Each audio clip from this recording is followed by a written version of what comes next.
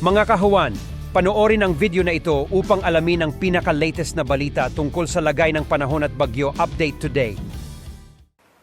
Easterlies pa rin ang umiiral sa malaking bahagi ng bansa dito nga po sa Central Luzon, Southern Luzon at maging sa halos buong Visayas. At inaasahan pa rin natin itong magdudulot ng mga pag-ulan sa malaking bahagi ng Southern Luzon at ilang parte ng Central Luzon at ilang bahagi ng Northern Luzon maging sa halos Kabisayaan o buong Kabisayaan.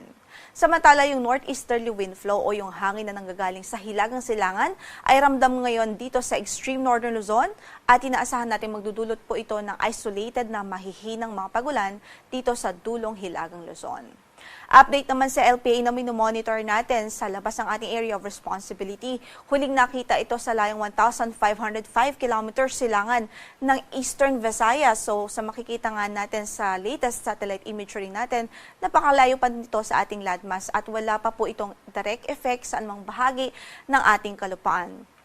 Inaasahan din ho natin that within today ay papasok din ito sa ating area of responsibility, most likely po as low pressure area. Pero sa ating analysis din, within the period of 24 to 36 hours ay mataas po yung chance na ma-develop ito bilang isang bagyo. At once na ma-develop po ito bilang isang bagyo sa loob ng ating area of responsibility, ay papangalanan po natin siyang si Bagyong Ramil. At based sa ating projections, generally west-northwestward ang kanyang movement. So mataas po yung tsansa ng landfall scenario nito between the areas of Cagayan and Isabela. At again, hindi natin inaalis ang tsansa na mas mag-southward pa o bumaba pa ang kanyang track.